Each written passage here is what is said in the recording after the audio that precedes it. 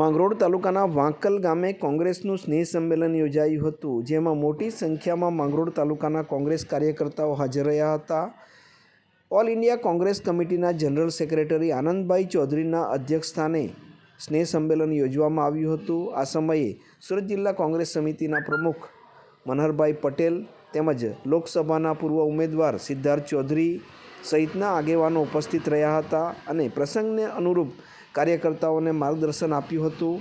આગામી તાલુકા અને જિલ્લા પંચાયતની ચૂંટણીઓ યોજાનાર છે, ત્યારે કોંગ્રેસનું સંગઠન મજબૂત બને તે દિશામાં કોંગ્રેસના આગેવાનો દ્વારા આ પ્રયાસો કરવામાં આવી રહ્યા છે.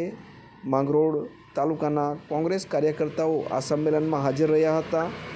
સંમેલન અંગે જિલ્લા કોંગ્રેસ સમિતિના પ્રમુખ મનહરભાઈ પટેલ તેમજ એઆઈસીના મહામંત્રી આનંદભાઈ ચૌધરી પ્રતિક્રિયા આપી રહ્યા છે.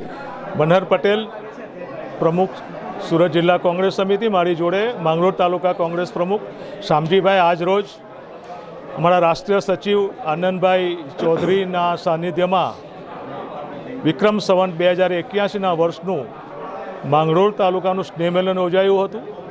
આજે સ્નેહમિલન બાદ ગામ સમિતિ બનાવવાની વાત કરી છે, મહિલા સમિતિ બનાવવાની વાત કરી છે ને આવનારી તાલુકા પંચાયત, જિલ્લા પંચાયત અને સરપંચની ચૂંટણીમાં કોંગ્રેસને વધારે મજબૂત કરવાનું, સંગઠિત કરવાનું અમે સૌ સાથે મળીને સંકલ્પ કર્યો છે અને અમે સૌ રાહુલ ગાંધીના હાથ મજબૂત કરવા માટે આજે કટિબદ્ધ થયા છે. જય હિન્દ, જય કોંગ્રેસ.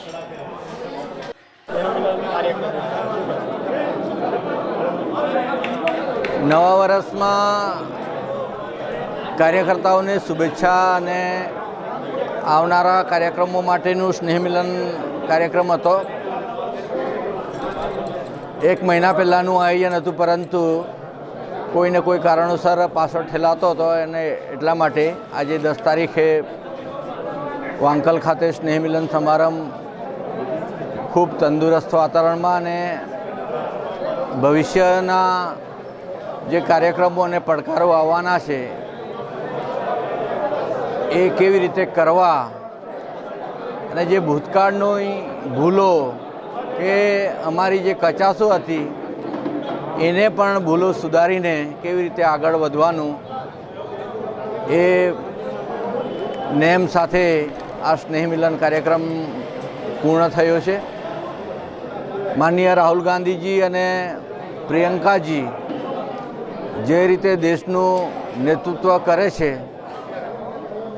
અને દેશમાં જે સ્પર્શતા મુદ્દાઓ છે, શિક્ષિત બેરોજગારો, મોંઘવારી,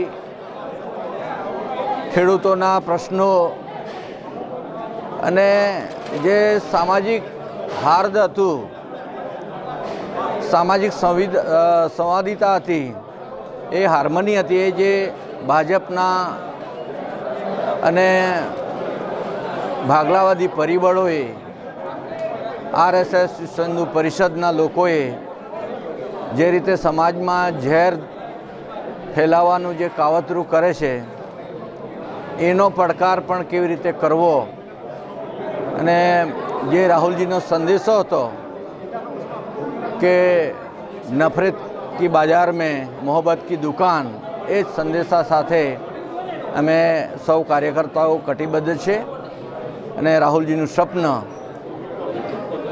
એ પૂરું થશે.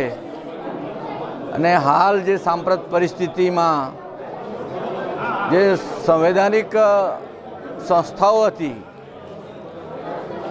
ઈડી, સીબીઆઈ કે કોર્ટ હોય, અને જે સંવિધાનમાં જે પ્રસ્થાપિત પરિબળો છે એને પણ ભાજપે